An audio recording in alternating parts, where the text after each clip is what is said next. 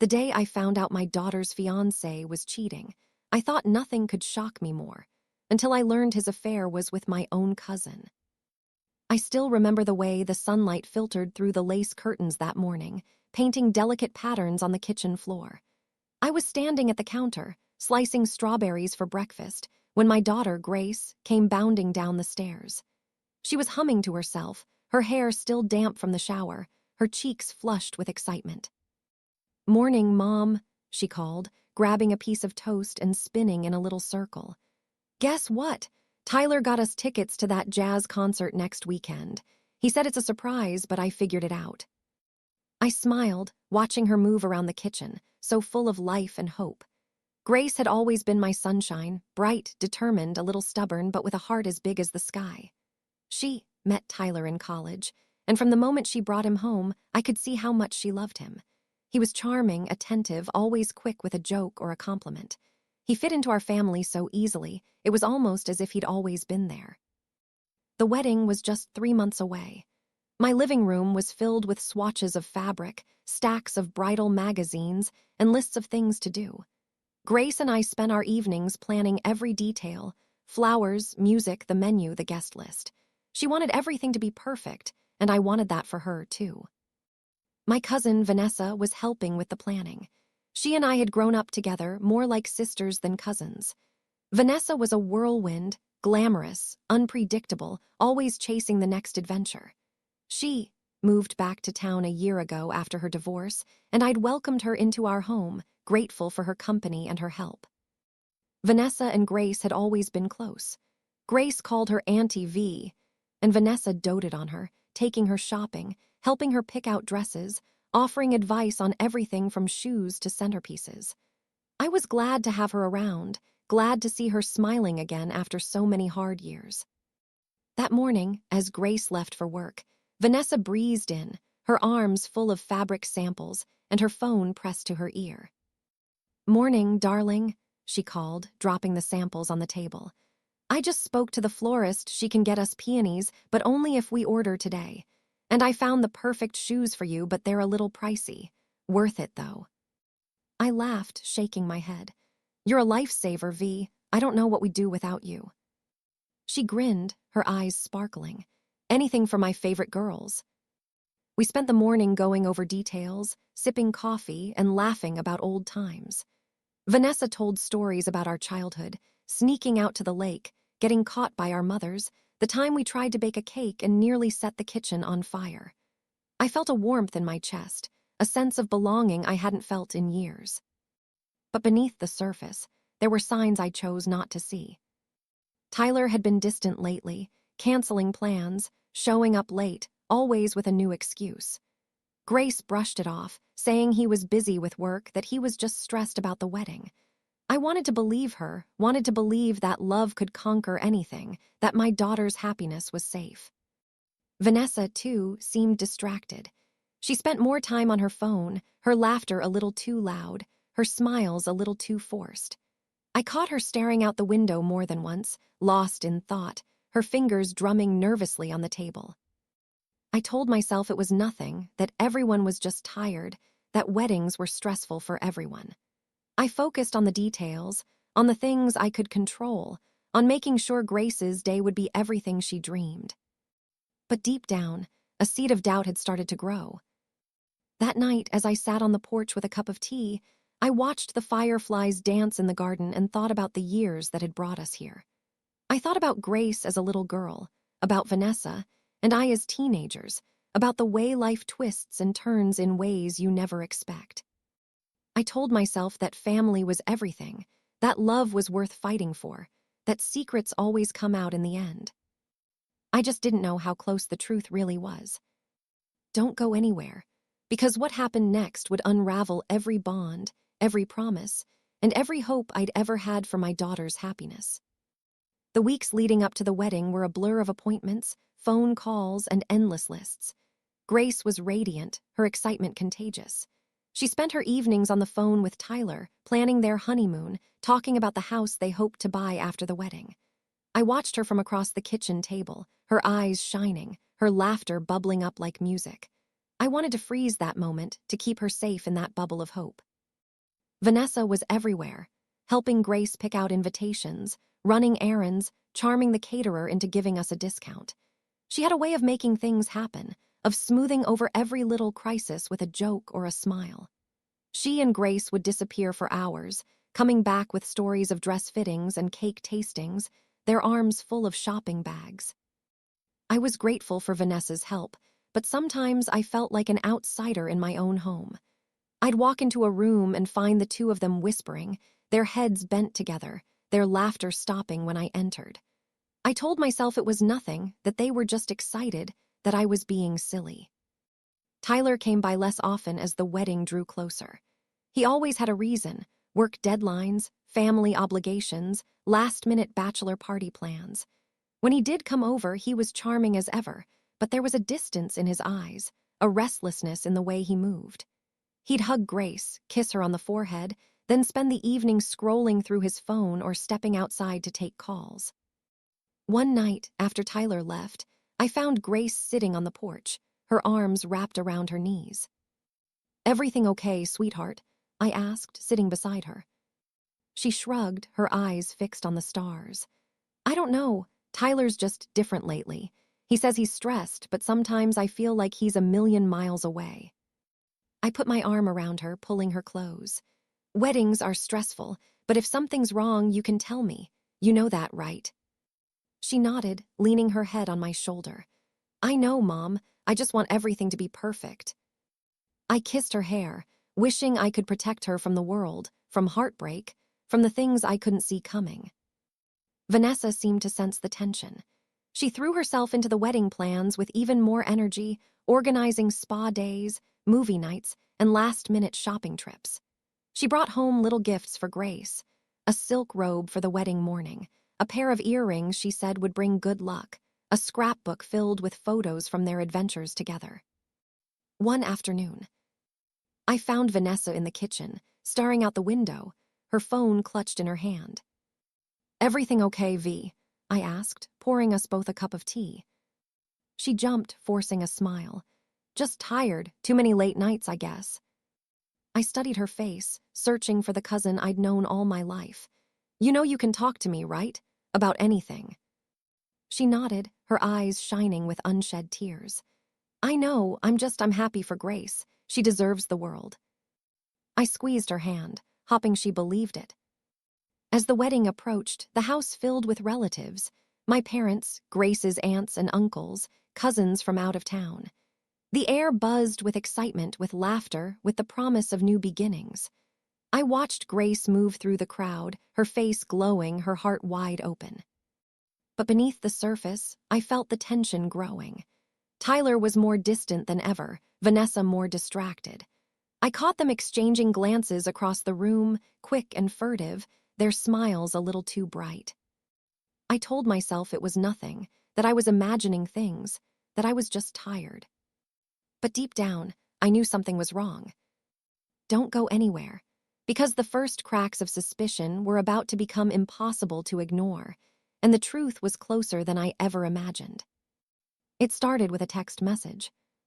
One evening, as I was cleaning up after dinner, Grace's phone buzzed on the counter. She was upstairs, talking to Vanessa about bridesmaid dresses, her laughter drifting down the stairs. I glanced at the screen, not meaning to pry, but the message preview caught my eye. "Can't wait to see you tonight. Same place." The sender's name was just an initial, T. My heart skipped a beat. I told myself it was probably Tyler, that he was planning a surprise, that I was overreacting. But something about the message felt wrong. Too secretive, too familiar. I set the phone down, my hands trembling. I tried to focus on the dishes, on the sound of Grace's laughter, on the plans for the wedding. But the doubt lingered, gnawing at the edges of my mind. Later that night, after everyone had gone to bed, I sat on the porch, staring at the moon. I thought about all the little things I'd ignored: the late-night phone calls, the whispered conversations, the way Tyler and Vanessa seemed to avoid being in the same room together. I told myself I was being paranoid, that I was just tired, that I needed to trust my family. But the next day, I found another clue. I was in the laundry room, folding towels, when I noticed a scarf I didn't recognize. It was silk, deep blue with tiny gold stars, and it smelled faintly of Tyler's cologne. I frowned, trying to remember if I'd seen Grace wear it, but I was sure I hadn't. I set it aside, planning to ask Vanessa if it was hers. That afternoon, I saw Tyler's car parked outside the little cafe on Main Street. I was running errands, picking up flowers for the rehearsal dinner, when I spotted him through the window. He was sitting in a corner booth, his head bent close to someone I couldn't see. I stepped closer, my heart pounding, and saw Vanessa sitting across from him, her hand resting on his. I ducked out of sight, my mind racing. I watched as they laughed, as Vanessa leaned in, as Tyler brushed a strand of hair from her face. I felt sick, the truth settling over me like a cold shadow. I waited until they left, then hurried home, my hands shaking. I wanted to confront them, to demand answers, to protect Grace from the heartbreak I knew was coming. But I couldn't. Not yet. I needed to be sure. That night, I barely slept. I lay awake, listening to the sound of the house settling, the distant hum of traffic, the soft murmur of Grace and Vanessa talking in the next room. I thought about all the years I'd spent trusting Vanessa, about the way she'd always been there for me, for Grace, for our family. I thought about Tyler, about the promises he'd made, about the future he'd painted for my daughter. I knew I had to do something. I couldn't let Grace walk down the aisle without knowing the truth. But I also knew that whatever I did next would change everything. The next morning, I called my best friend, Linda. She'd known me since college, had seen me through every heartbreak and triumph. "I don't know what to do," I whispered, my voice trembling. "If I tell Grace, it'll destroy her. But if I don't, I'm letting Tyler and Vanessa get away with it." Linda was quiet for a moment. "You have to tell her, Anna. She deserves the truth, but be gentle. This will break her heart." I nodded, tears slipping down my cheeks. I just wanted her to be happy. "I know," Linda said softly. "But sometimes the truth is the only way to set someone free." That afternoon, I found Grace in her room, sorting through wedding invitations. She looked up, her eyes bright. "Hey, Mom, want to help me pick out a font?" I sat beside her, my heart heavy. I wanted to tell her everything, to protect her from the pain I knew was coming. But I couldn't find the words, not yet. Instead, I hugged her tight, holding on a little longer than usual. "Don't go anywhere," because the truth was about to come out, and none of us would ever be the same. The next day, I decided I couldn't wait any longer. I needed to know the truth, no matter how much it hurt. I told Grace I was running errands and drove straight to the cafe on Main Street, the same one where I'd seen Tyler and Vanessa together.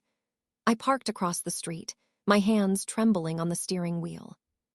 I watched the door, my heart pounding. After 20 minutes, Vanessa walked in, her hair pulled back, sunglasses perched on her head. She looked around, then slid into a booth in the back. A few minutes later, Tyler arrived. He glanced around nervously before joining her. I couldn't hear what they were saying, but I could see the way they leaned in close, the way Vanessa touched his arm, the way Tyler smiled at her in a way I'd never seen him smile at Grace. I snapped a few photos with my phone, my hands shaking so badly I almost dropped it.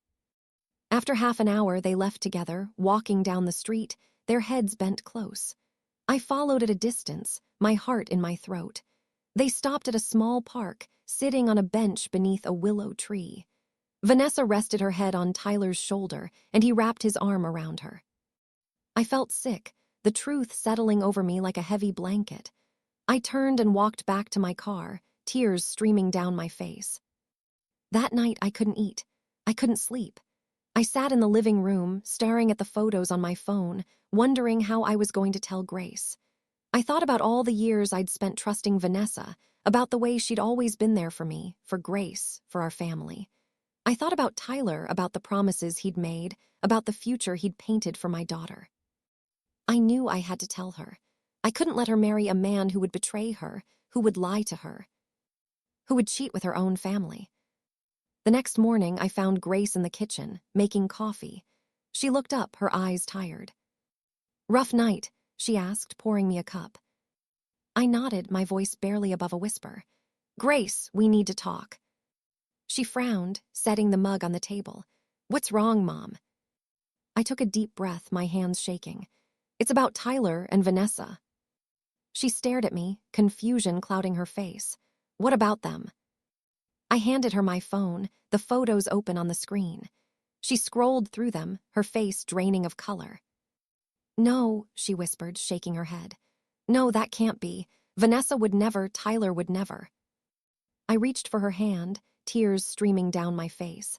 "I'm so sorry, sweetheart. I saw them together. I followed them. I had to be sure." She stared at the photos, her hands trembling. "How long?" I shook my head. "I don't know, but it's been going on for a while." She stood abruptly, the chair scraping against the floor. She paced the kitchen, her breath coming in short, ragged gasps. "I have to talk to her," she said, her voice shaking.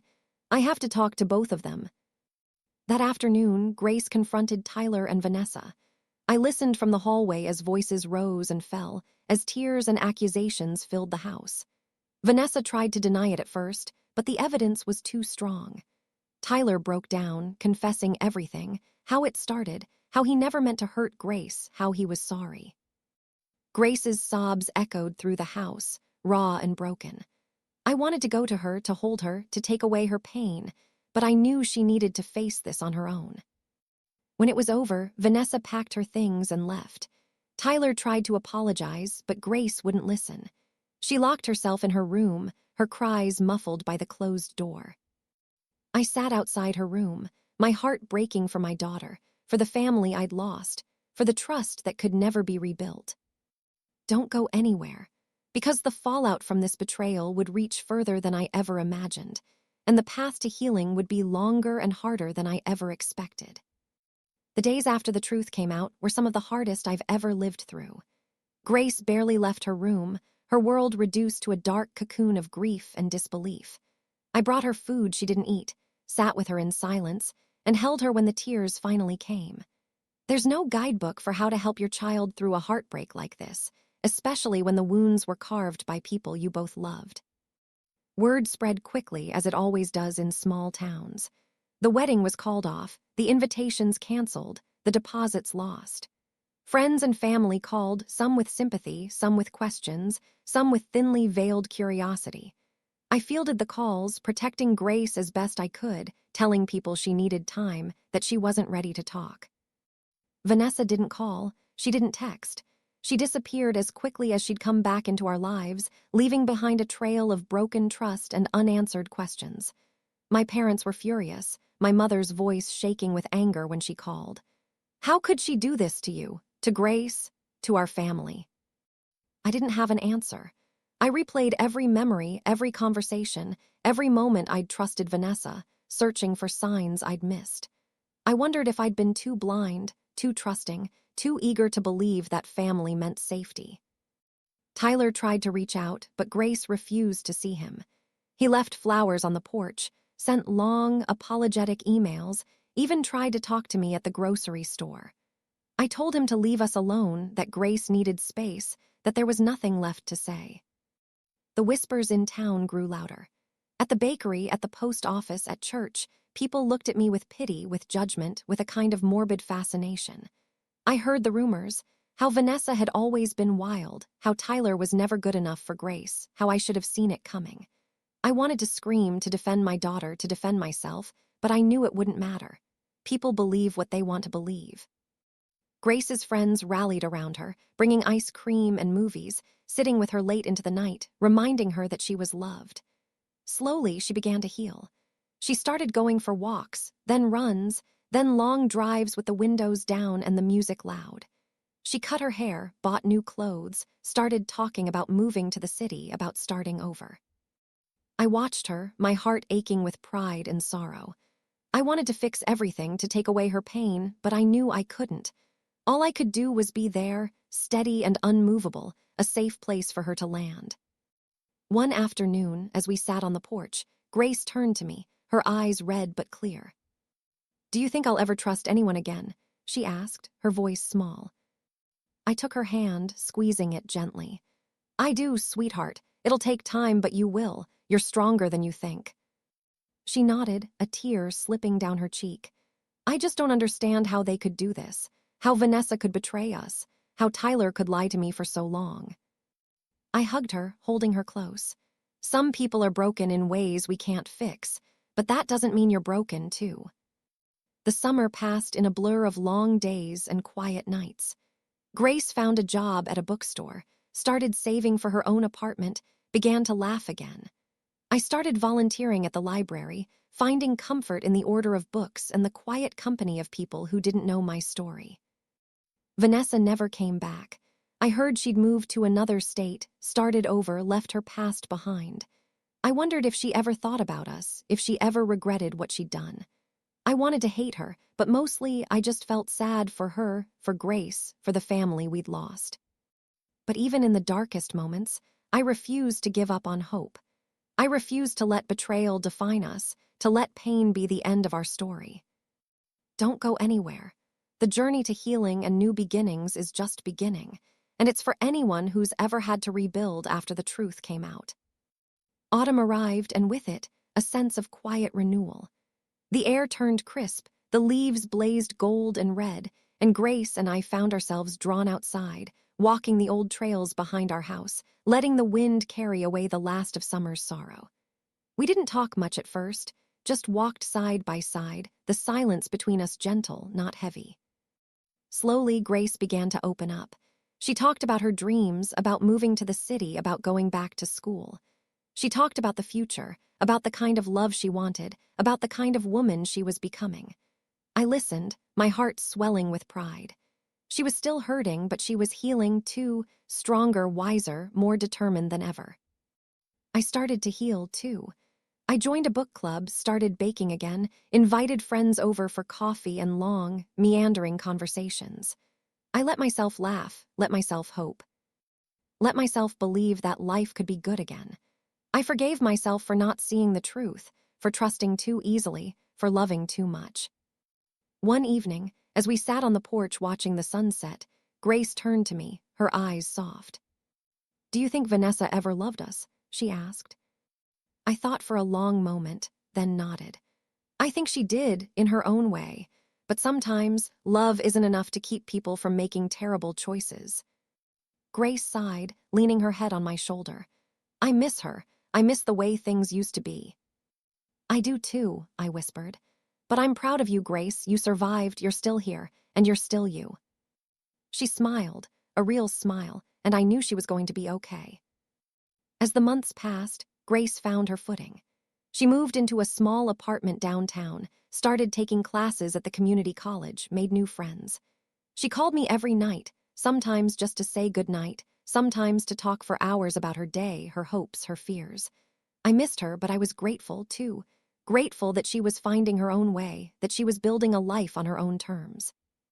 I found new purpose, too. I started volunteering at the women's shelter, helping other women who'd been betrayed, who'd lost their sense of safety and self. I listened to their stories, shared my own, and found comfort in the knowledge that I wasn't alone. We laughed together, cried together, celebrated every small victory. I forgave Vanessa in my own way. I wrote her a letter I never sent, pouring out my anger, my grief, my hope that she would find peace. I let go of the bitterness, the resentment, the need for answers I would never get. One afternoon, Grace came home for a visit, her arms full of groceries, her face glowing. "I met someone," she said, her voice shy. I smiled, pulling her into a hug. "Tell me everything." She told me about Ben, kind, gentle, patient. He knew her story, knew her scars, and loved her anyway. He made her laugh, made her feel safe, made her believe in love again. I watched her talk, watched the way her eyes lit up, and I knew she was going to be okay. I knew we both were. That night, as I sat on the porch, watching the stars, I thought about everything we'd been through, the betrayal, the heartbreak, the slow, stubborn work of healing. I realized that we were stronger than we'd ever been, not because we'd avoided pain, but because we'd faced it together. I looked around at the life I'd rebuilt, the house filled with light, the garden blooming, the laughter of friends and family, and felt a quiet sense of peace. I was still here, I was still standing, and I was ready for whatever came next. "Don't go anywhere." The final reflection is next, and it's for anyone who's ever had to find themselves again after losing everything. Sometimes the deepest wounds come from the people we trust the most. I never imagined my daughter's fiancé would betray her, or that my own cousin would be the one to help him do it. But life has a way of testing us, of showing us who we are when everything we thought we could count on falls away. If you've ever had your heart broken by family, or if you've ever had to pick up the pieces after a betrayal you never saw coming, I hope you know you're not alone. Healing isn't quick, and it isn't easy. But with time, honesty, and a little bit of grace, it is possible. Sometimes the real strength is in letting go, not just of the people who hurt you, but of the guilt and shame you never deserved to carry. Would you have told your daughter the truth, or tried to protect her from the pain? Have you ever had to choose between family and what's right? Tell me in the comments. I'd love to hear your story. If this story touched your heart, please subscribe and share it with someone who might need a little hope tonight. Thank you for listening and for being part of this family. Until next time, take care of yourself, and remember, even after the deepest betrayal, you can still choose to begin again.